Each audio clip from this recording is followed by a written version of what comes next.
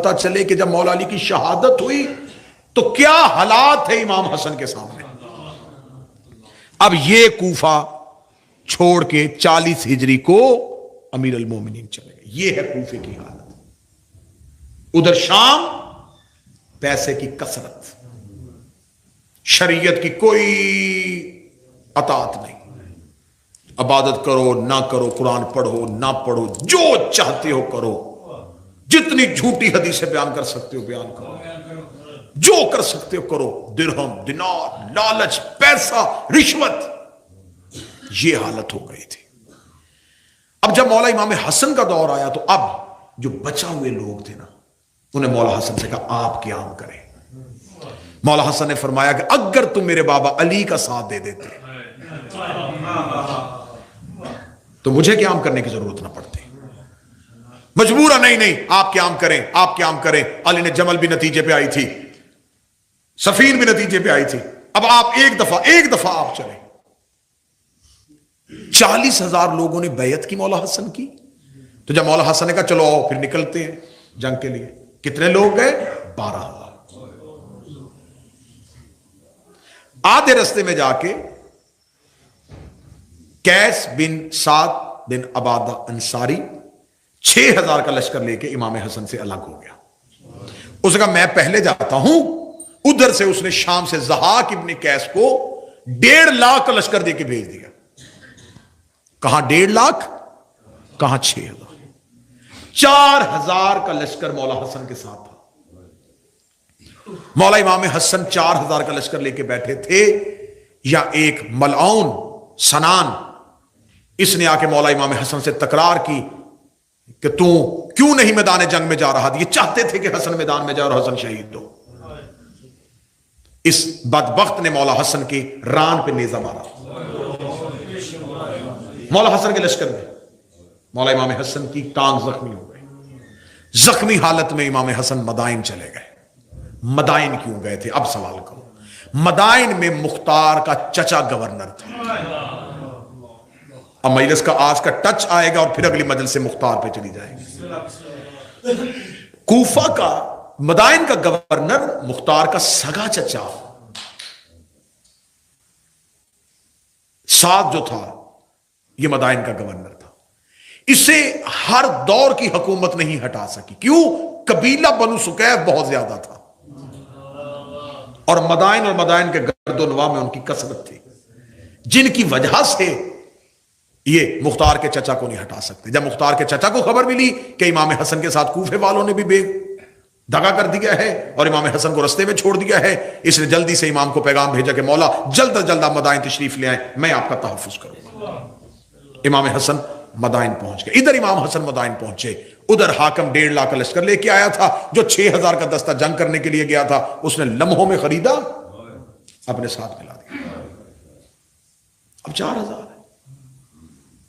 4,000 کے ساتھ امام حسن 1.5 لاکھ کے ساتھ کیسے جنگ کرے؟ لیکن ایک بات یاد رکھیے گا، مخلص 72 بھی ہو تو امام قیام کر دیتا. امام کی نظر تعداد پہ نہیں ہوتی. 72 بھی امام کو مل جائیں. امام حسن کے سامنے آ کے عامر بن ربیہ نے کہا تھا مولا آپ کیوں نہیں جنگ کے لیے نکل رہے؟ مولا نے فرمایا 9 مخلص مل جائیں، 9 مخلص مل جائیں، میں جنگ کے لیے نکل جاؤں. اس نے کہا مولا 9؟ یہ 3,500 بندہ باہر بیٹھا ہے. مولا فرمایا جا ان سے جا کے کہے حسن لڑنے کے لیے نکل رہا ہے، اور حسن کہہ رہا ہے جس نے میرے ساتھ جانا ہے سر کے بال منڈوا کے آؤ.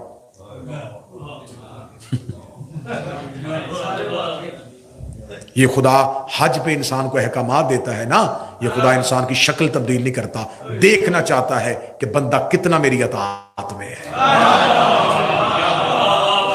کیونکہ انسانی فطرت ہے، یہ انسان کے لیے مشکل ترین فیصلہ ہے. جب امام حسن نے کہا نا جا عامر بن ربیہ سے جا لے کے آ، تو واپس آیا تو اپنا ہی سر منڈا ہوا تھا. آ کے کہنے لگا مولا میرے علاوہ کوئی یہ کام کرنے کو تیار نہیں. امام نے کہا تیرے جیسے 9 ہوں میں قیام کروں. دوسری بات ذہن میں رکھیے گا، امام کی نظر جنگ پہ نہیں ہوتی، جنگ کے بعد نکلنے والے نتیجے پہ ہوتی. بس یہ آج کی مجلس کا سب سے قیمتی جملہ ہے. امام کی نظر جنگ پہ نہیں ہوتی، جنگ کے بعد نکلنے والے نتیجے پہ ہوتے ہیں. امام کو پتا تھا کہ میں لڑا بھی دوں لشکر، نتیجہ آخر کیا نکلے گا۔ امام اگر وہ نتیجہ جنگ کرنے کے بغیر نکل رہا تھا تو امام نے کہا کہ اب جنگ نہیں ہوگی۔ کیوں؟ انہوں نے ادھر سے کاغذ قلم بھیج دیا تھا مہر لگا کے، حسن کو مرضی کی شرطیں لکھ۔ اب دیکھیے یہ میں نے اتنے دن ہو گئے، تیسرا دن ہے سازشیں سناتے ہوئے۔ اب اگر امام حسن کاغذ قلم واپس بھیج دیتے نا، آج مورخ لکھ دیتا وہ رضامند تھے جی، انہوں نے تو کاغذ قلم بھی بھیج دیا تھا، وہ تو بالکل نہیں آنا چاہتے تھے۔ امام حسن نے کیا کیا؟ امام حسن نے کہا لاؤ کاغذ قلم، اب میرے بادشاہ کی جنگ شروع ہونے لگی۔ ڈاکٹر صاحب تشریف فرما، میں ان کی موجودگی کا فائدہ لوں۔ کوئی بندہ ڈاکٹر کے پاس جائے اور جا کے کہے کہ جناب مجھے بیماری ہے، وہ تشخیص کرے، تشخیص کرنے کے بعد دوا لکھ دیتا ہے، اس کے ہاتھ پکڑا تھا دوا استعمال کر۔ وہ کاغذ والی دوا کافی دیر استعمال کرتا ہے، افاقہ نہیں ہوتا، واپس آ کے کہتا کہ مجھے افاقہ نہیں ہو رہا۔ وہ دوبارہ دیکھنے کے بعد کہتے ہیں کہ نہیں، مرض بڑھ گیا ہے، اب آپریشن کرنا پڑے گا۔ قصور ڈاکٹر کا نہیں، مرض مختصر ہو تو دوا لکھی جاتی ہے، مرض بڑھ جائے تو آپریشن ہوتا ہے۔ آپ نہیں سمجھ سکے، میں جملہ ریپیٹ کرنے لگا، مرض مختصر ہو تو دوا لکھی جاتی ہے، مرض بڑھ جائے تو آپریشن ہوتا ہے۔ حسن کے دور میں مرض مختصر تھا، شرطوں والی دعا لکھ دی۔ کربلا میں بڑھ گیا تھا، حسین مشن کے لیے آ گیا۔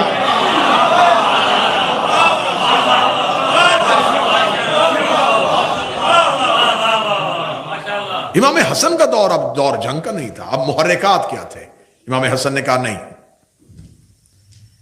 اب امام حسن نے شرطیں لکھائی۔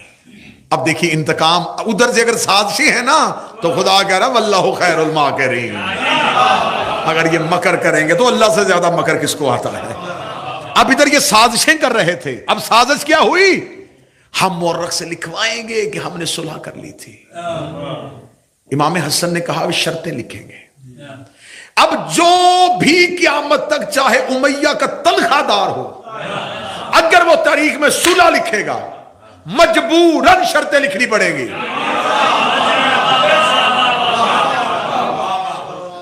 وہ یہ نہیں لکھے گا صلح ہو گئی، وہ لکھے گا شرائط پر صلح ہو۔ پھر ہر پڑھنے والا قاری، ہر سننے والا سامع، ہر طالب علم پوچھے گا شرطیں کیا تھی، شرطیں کیا تھی، کن شرطوں میں صلح ہوئی۔ اب امام حسن یہ شرطیں تاریخ میں لکھوانا چاہتے تھے۔ امام حسن نے کہا لکھ، یہ قرآن اور سنت پہ عمل کرے گا، اب بچاؤ، اب کرو دفاع۔ بھئی یہ کیسا کاتب وحی تھا جس نے یہ شرط مان لی، اس نے اس شرط پہ تسلیم کیوں کیا؟ وہی شرط پہ اکڑ جاتا، یہ کون سی شرط ہے، مٹاؤ، میرا کون سا فعل قرآن اور سنت کے خلاف؟ مولا حسن نے لکھا قرآن اور سنت پر عمل کر، کیونکہ جنگ دو چیزوں پہ تھی، جسے پہلی مجلس کا پہلا جملہ یاد ہے، دو نظریات، ایک حکومت بچا رہے تھے، ایک رسالت بچا رہے تھے۔ امام حسن نے کہا مورخ لکھے یہ جنگ حسن کی نظر میں حکومت کے لیے نہیں تھی، وہ حکومت لینا چاہتے تھے، حسن قرآن اور سنت نافذ کرنا چاہتا تھا۔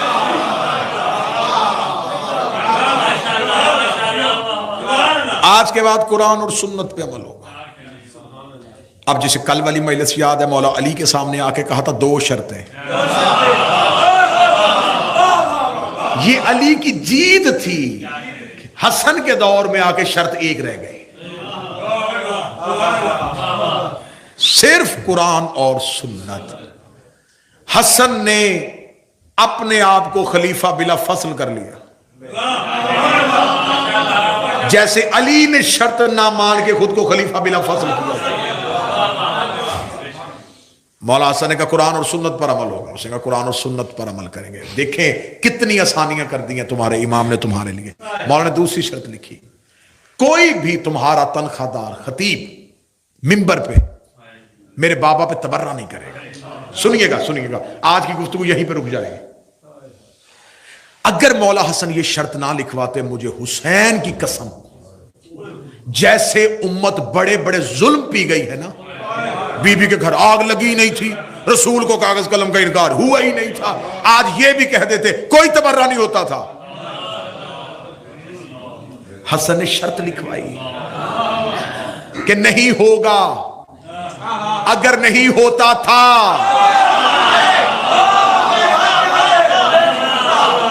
بھئی, اگر نہیں ہوتا تھا تو شرط کیوں لکھی گئی؟ شرط بتا رہی ہے ہوتا تھا. تو حسن کو اب شرط کے بعد والے حالات نہیں, حسن پچھلا پردہ اٹھا رہا تھا تاکہ مورخ لکھے پیچھے ان کا کردار کیا کیا تھا. نتیجہ دیکھیں, جنگ ہو رہی ہے, نتیجہ چاہیے تھا نا. حسن نتیجہ نکال رہے ہیں.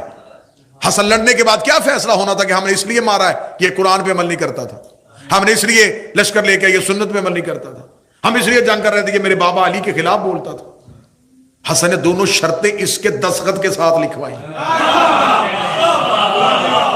اس نے دستخط کیے کہ میں یہ دستخط نہیں تھی, میں تو بلکہ اپنی خطابت میں جملہ کہہ رہا ہوں کہ یہ کاغذ پہ سیاہی نہیں, حسن اس کے چہرے پہ مل رہا ہے. ہائے ہائے ہائے, یہ سیاہی اس کے چہرے پہ ملی جا رہی تھی. قرآن و سنت پر عمل ہوگا. میرے بابا پہ کوئی, اب مورخ کو لکھنا پڑ گیا, اب لکھا نہیں کہ مورخ نے, مجبوری تھی. سورہ نہ لکھتے تو کیا لکھتے, سورہ لکھنی پڑی تو شرطیں لکھنی پڑی, جب شرطیں لکھنی پڑی تو پھر مانا. ابن خلدون نے لکھا, سیوطی نے لکھا, شبلی نعمانی نے لکھا, آج کے دور کا انجینئر محمد علی مرزا تک مان گیا. ہاں جی سب کچھ ہوتا تھا. 90 سال تک مسلسل, 90 سال مسلسل ممبروں پہ باقاعدہ نام لے لے کے. آج ہمیں کہتے ہیں نام لے کے تبرہ نہ کرو, کل حسن کی شرط مان لیتے, آج ہم بھی نہ کرتے.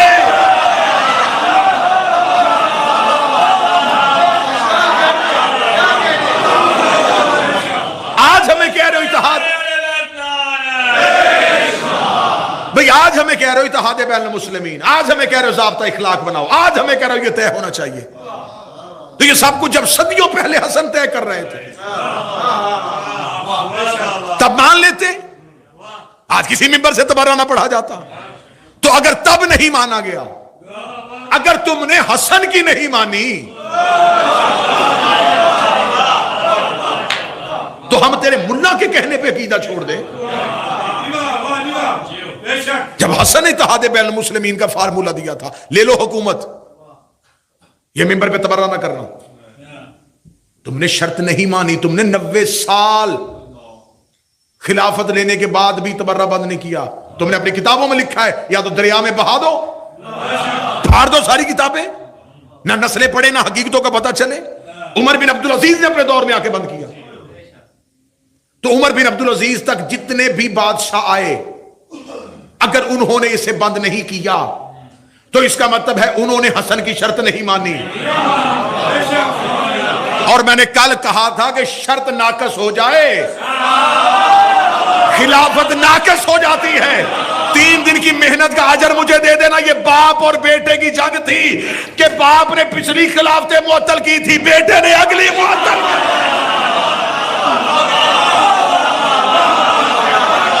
یہ تھی باپ اور بیٹے کی جنگ.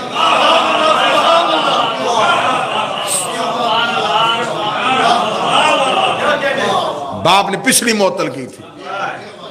اسے کہتے ہیں حکمت امام, اسے کہتے ہیں تدبر الہی, اسے کہتے ہیں انتقام قدرت.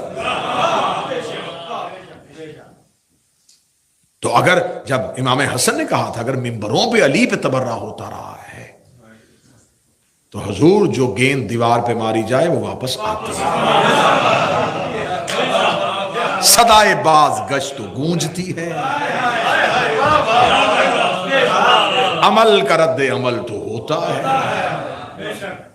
اب برداشت کرو, 90 سال ہم نے بھی کیا تم نے علی جیسے امیر المومنین، لیکن وہ امام تھے، وہ حکمت امام تھی۔ امام حسن کے سامنے کھڑا ہو کے ایک بندہ مولا علی کو گالیاں دے رہا تھا، سامنے کھڑا ہو۔ جب وہ گالیاں دے کے چپ ہو گیا نا، مولا حسن دے کے کہتے پیاس لگی پانی پلاؤں، بھوکا ہے کھانا دوں۔ وہ مولا حسن کی طرف دیکھ رہے، مولا کہتے مدینے میں رہنے کی جگہ نہیں، بستر دوں، گھر جانے کے لیے سواری نہیں ہے، سواری دوں، تیرے پاس کوئی زیادہ راہ نہیں ہے، تجھے زیادہ راہ دوں۔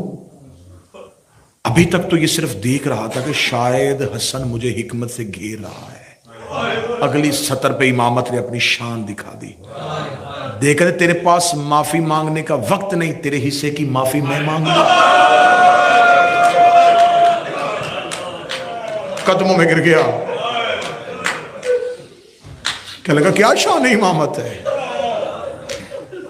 مولا نے فرمایا مجھے خبر ہے تم کو میرے بابا سے دشمنی صرف شام کے درہم و دینار کے لالچ نے پیدا کی ہے۔ حسن کی آواز ہے درہم و دینار ختم ہو جائیں گے، اس سے نفرت کر رہے ہو جس کا قرآن میں اللہ نے محبت کا حکم۔ بیٹھ گیا قدموں میں، کہنے لگا پھر آج کے بعد آپ ہی کی غلامی کروں گا۔ یہ شان امامت تھی۔ ہر دور میں ہر دور کے امام کو مظلوم رکھا گیا،